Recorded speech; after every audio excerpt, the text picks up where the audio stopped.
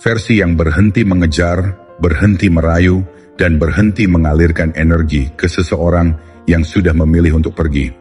Kamu mengambil rasa sakit itu, kemarahan itu, kekosongan itu, dan menggunakannya sebagai bahan bakar untuk membangun kehidupan yang begitu penuh, begitu kuat, dan begitu disiplin sehingga kepergiannya tidak lagi terasa seperti kehilangan, tetapi justru mulai terasa seperti kebebasan. Dan disinilah psikologi berbicara. Seseorang hanya menyesal kehilangan apa yang tidak bisa mereka gantikan. Saat kamu tumbuh menjadi pribadi dengan tujuan yang jelas, ketenangan batin, dan kepercayaan diri yang tidak bergantung pada pengakuan orang lain, kamu menjadi langka. Di dunia yang dipenuhi orang yang haus persetujuan, mereka yang berhenti mencarinya justru memancarkan daya tarik alami. Ini bukan permainan peran, bukan pura-pura kuat.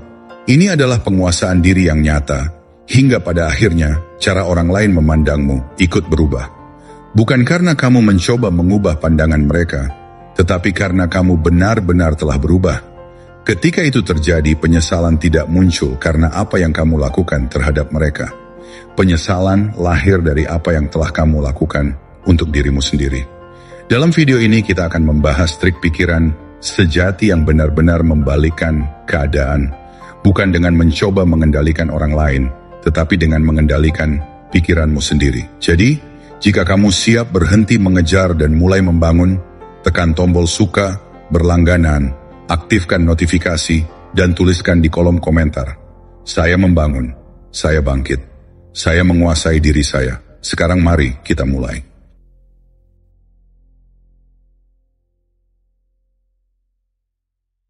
Nomor 1, kekuatan menarik diri. Ada momen dalam hidup ketika kita menyadari bahwa terus berada di sisi seseorang, terus mengejar, terus berusaha membuktikan bahwa kita layak, justru membuat kita kehilangan arah. Kita sibuk menaruh energi keluar, berusaha memastikan hubungan tetap bertahan, hingga lupa bahwa yang paling penting untuk dijaga bukanlah orang lain, melainkan diri sendiri. Di titik inilah kekuatan menarik diri menjadi sebuah langkah transformatif. Bukan dengan drama, bukan dengan kemarahan, tetapi dengan jarak yang tenang, sadar, dan disengaja. Ketika seseorang memilih untuk pergi, atau ketika sebuah hubungan mulai retak, insting pertama kita seringkali adalah mengejar. Kita mengirim pesan lebih dulu, kita mencoba memperbaiki keadaan, kita mencari-cari cara untuk membuatnya melihat nilai kita. Namun semakin kita melakukannya, semakin kita kehilangan kendali atas cerita kita sendiri. Kehadiran kita menjadi dapat diprediksi. Pesan kita tidak lagi memiliki bobot, dan energi kita terasa berlebihan. Secara psikologis, apa yang selalu ada, apa yang mudah didapat, sering kehilangan nilainya. Justru kelangkaan, ketidakhadiran, dan ruang yang diciptakan oleh jaraklah yang menumbuhkan rasa ingin tahu, ketegangan emosional, bahkan penyesalan. Menarik diri bukan berarti menghukum, bukan pula permainan manipulasi untuk memancing reaksi. Intinya jauh lebih dalam daripada itu.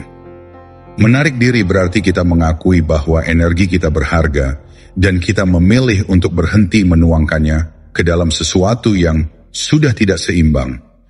Alih-alih terus mengalirkannya keluar, kita mulai mengarahkan energi itu kembali ke dalam diri, ke pertumbuhan, ketujuan, kedisiplin, dan kepencarian makna hidup yang lebih tinggi. Inilah yang membuat prinsip ini sejalan dengan filsafat Stoik. Para filsuf Stoik mengajarkan bahwa kebahagiaan dan ketenangan tidak bergantung pada hal-hal eksternal, melainkan pada penguasaan diri dan kemampuan memilih respon yang bijak. Kita tidak memiliki kuasa untuk mengendalikan orang lain, keputusan mereka, emosi mereka, bahkan pandangan mereka tentang kita. Tapi kita selalu memiliki kendali atas diri kita. Bagaimana kita bertindak, bagaimana kita bereaksi, dan bagaimana kita menggunakan pengalaman pahit sebagai bahan bakar untuk tumbuh. Menarik diri dalam kacamata stoikisme adalah bentuk latihan kebajikan.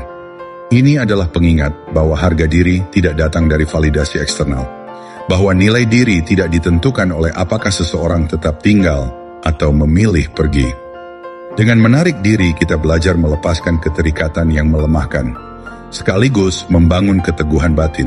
Kita tidak lagi sibuk bertanya, apakah dia masih peduli? Melainkan, Apakah aku sedang hidup sesuai dengan nilai-nilaiku?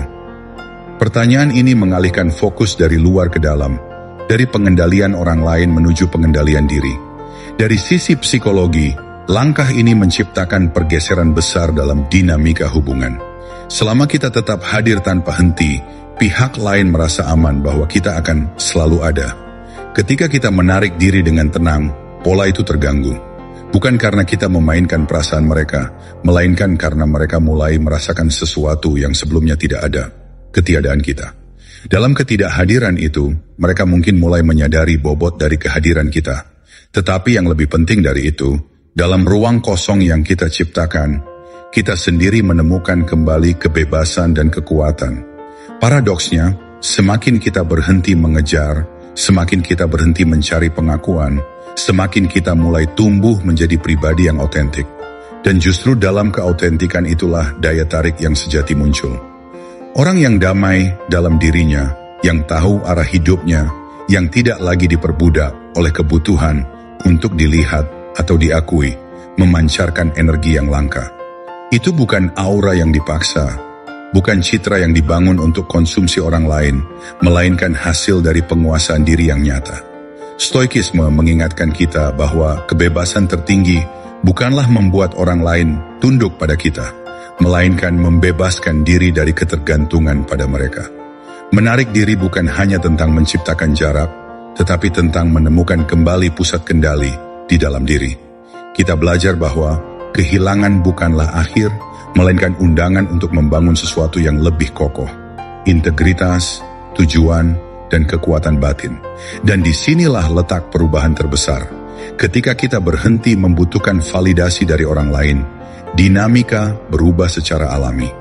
Orang lain tidak lagi melihat kita sebagai seseorang yang selalu ada, siap menunggu, siap memohon untuk tetap dipilih.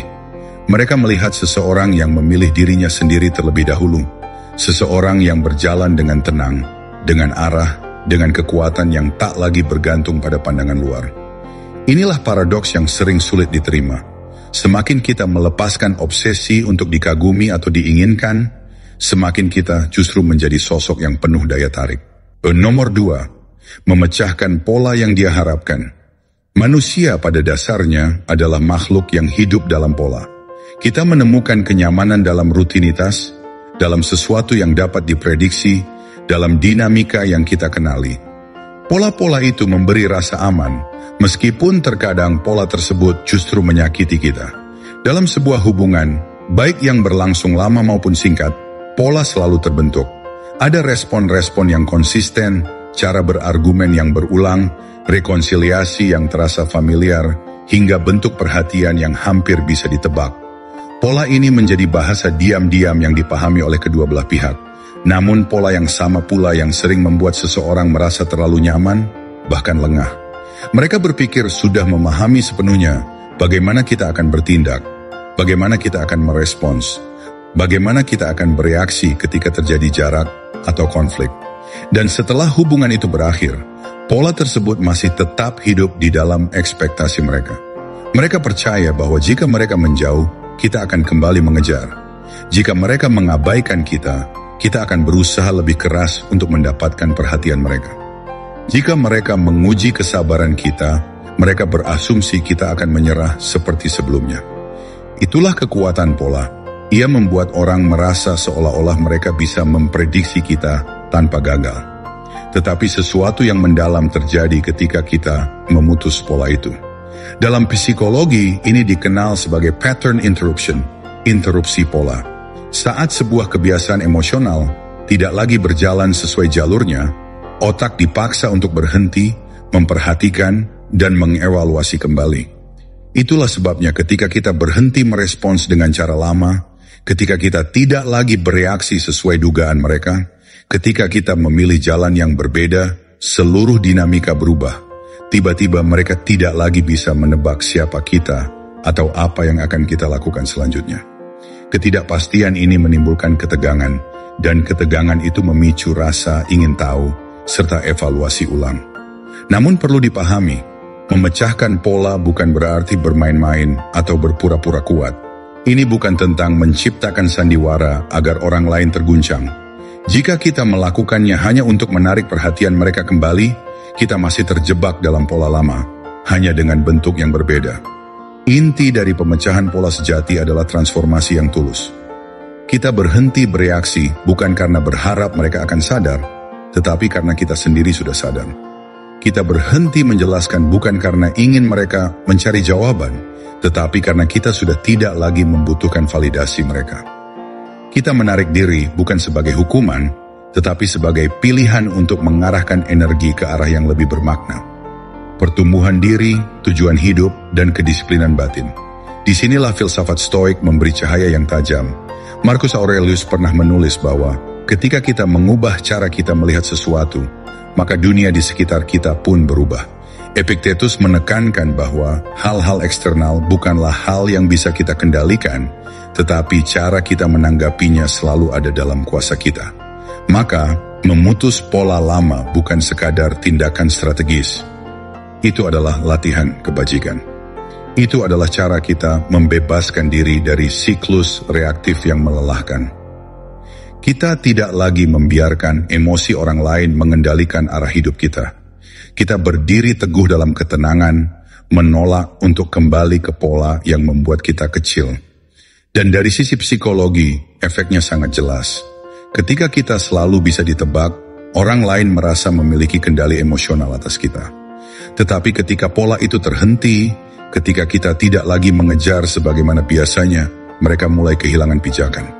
Rasa aman yang mereka miliki sebelumnya perlahan runtuh dan digantikan dengan tanda tanya. Mengapa ia tidak merespons seperti dulu? Pertanyaan inilah yang membuka ruang bagi refleksi. Tanpa kita bermaksud, kita memaksa mereka untuk melihat kita dengan perspektif baru, bukan karena kita meminta, tetapi karena mereka sendiri tidak bisa mengabaikan perubahan yang nyata. Perlu diingat, memecahkan pola tidak selalu menghasilkan kembalinya seseorang ke dalam hidup kita. Itu bukan tujuan sebenarnya. Tujuan sejati adalah membebaskan diri dari keterikatan terhadap dinamika lama yang melemahkan. Dengan setiap langkah yang kita ambil ke arah pertumbuhan, kita sedang membangun fondasi baru. Hidup yang tidak lagi bergantung pada apakah seseorang hadir atau pergi, melainkan hidup yang berakar pada nilai, arah, dan ketenangan batin kita sendiri. Nomor 3, mengalihkan energi Anda. Ketika sebuah hubungan berakhir, hal yang paling sering terjadi adalah kita masih tetap mengikatkan diri pada bayangannya. Pikiran terus kembali ke momen-momen lalu, hati terjebak dalam memori yang berulang, dan energi kita yang seharusnya menjadi bahan bakar untuk pertumbuhan, malah terkuras untuk sesuatu yang sudah tidak ada lagi. Banyak orang, baik pria maupun wanita, tanpa sadar terus menuangkan energi ke dalam sumur kosong. Memeriksa media sosial mantan pasangan, menafsirkan ulang pesan-pesan lama, atau berkhayal tentang rekonsiliasi yang belum tentu terjadi. Sekilas, tindakan ini tampak memberi rasa kedekatan. Tetapi pada kenyataannya, semua itu hanyalah jebakan batin yang melelahkan. Energi itu tidak mengubah apapun, tidak membangun apapun, dan hanya membuat kita terjebak dalam lingkaran yang sama. Perubahan sejati baru terjadi ketika energi itu dialihkan. Alih-alih menjadikannya bahan bakar untuk mempertahankan kenangan, kita bisa menjadikannya kekuatan untuk membangun diri. Saat obsesi terhadap orang lain perlahan, kita ubah menjadi investasi terhadap diri sendiri. Sesuatu yang luar biasa terjadi. Rasa sakit tidak lagi terasa seperti luka semata, melainkan mulai berubah menjadi tanda kemajuan. Dari sudut pandang psikologi, otak manusia memang mendambakan fokus. Jika fokus itu tidak diarahkan pada sesuatu yang konstruktif, ia akan mencari objek lain, meski objek itu justru merusak. Itulah sebabnya banyak orang terjebak dalam siklus ruminasi, memikirkan seseorang berulang-ulang, memutar kembali percakapan, atau membayangkan skenario seandainya. Otak kita seolah memerlukan sesuatu untuk digenggam, tetapi jika kita berani mengganti fokus itu dengan hal-hal yang lebih sehat, seperti berolahraga dengan tekun, mendalami keterampilan baru, atau menata ulang arah karier, maka pola pikir kita perlahan diprogram ulang. Identitas kita pun berubah. Kita tidak lagi sekadar menjadi orang yang ditinggalkan, melainkan menjadi individu yang sedang membangun sesuatu yang lebih besar daripada kehilangan itu sendiri. Disinilah kebijaksanaan Stoik menjadi relevan. Epictetus, seorang filsuf Stoik, pernah mengatakan, bukan peristiwa yang menentukan hidup kita, melainkan bagaimana kita bereaksi terhadapnya. Kehilangan, luka hati, penolakan, semua itu adalah bagian dari kehidupan yang tidak bisa kita kendalikan. Namun, kita selalu memiliki pilihan untuk mengalihkan reaksi kita. Alih-alih melampiaskan dengan cara yang merusak, alih-alih menenggelamkan diri dalam kesedihan atau mencari pelarian, kita bisa memilih jalan yang lebih sulit, tetapi jauh lebih bermakna. Membangun diri dengan tenang, konsisten, dan penuh disiplin. Mengalihkan energi berarti mengubah arah perjalanan batin kita. Setiap rasa sakit yang tadinya membuat kita terpuruk, kini bisa kita gunakan sebagai dorongan untuk melangkah lebih jauh. Setiap momen kerinduan yang biasanya menenggelamkan, kini bisa kita ubah menjadi momen latihan kesabaran dan fokus. Setiap energi emosional yang dahulu diarahkan pada seseorang yang sudah pergi, kini bisa menjadi bahan bakar untuk menciptakan kehidupan baru yang berakar pada nilai-nilai kita sendiri. Dan disinilah letak paradoks yang menarik. Saat kita berhenti menaruh energi pada seseorang yang meninggalkan kita, perlahan kita juga berhenti mengorbit dunianya. Kita tidak lagi menjadi satelit yang berputar di sekeliling kehidupannya, melainkan menjadi pusat gravitasi dari dunia kita sendiri. Saat kita mulai membangun arah hidup yang lebih kuat, menciptakan ketenangan yang lebih dalam, dan menunjukkan konsistensi dalam tindakan sehari-hari, dunia di sekitar pun ikut menyesuaikan. Orang lain, termasuk dia, mungkin akan mulai merasakan pergeseran itu. Tetapi pada tahap itu, kita tidak lagi peduli apakah mereka menyadarinya atau tidak, karena kita sudah terlalu sibuk menata langkah-langkah baru menuju pertumbuhan kita sendiri. Filosofi Stoik mengajarkan bahwa kebebasan sejati lahir ketika kita berhenti menggantungkan kebahagiaan pada hal-hal eksternal. Mengalihkan energi dari obsesi terhadap orang lain menuju pembentukan diri adalah salah satu wujud kebebasan itu. Kita berhenti menunggu orang lain untuk memberi validasi, karena kita sudah belajar memberi validasi pada diri kita sendiri. Kita berhenti mencari alasan untuk merasa cukup, karena kita menemukan bahwa kecukupan itu sebenarnya sudah ada di dalam diri, hanya saja tertutup oleh kebisingan emosional. Pada akhirnya, mengalihkan energi bukan hanya tentang bangkit dari patah hati. Lebih dalam daripada itu, ini adalah tentang mengubah rasa sakit menjadi jalan menuju transformasi. Kita tidak lagi membuang energi pada apa yang hilang, melainkan menanamkannya ke dalam tanah yang akan memberi buah di masa depan. Dengan cara itu, kehilangan tidak lagi menjadi akhir, tetapi menjadi awal dari perjalanan baru. Perjalanan untuk menemukan kekuatan, ketenangan, dan makna hidup yang lebih sejati. Nomor 4. Kontrol emosi adalah magnetis. Dalam kehidupan sehari-hari, kita semua diuji oleh emosi. Rasa sakit setelah kehilangan, kekecewaan akibat dikhianati, kemarahan karena tidak dihargai, atau kecemasan saat masa depan terasa tidak pasti, semua itu adalah pengalaman manusiawi yang wajar.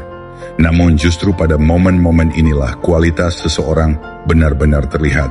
Banyak orang ketika terluka memilih untuk melampiaskan tanpa kendali, menulis pesan penuh emosi yang kemudian disesali, meluapkan kemarahan di depan orang lain,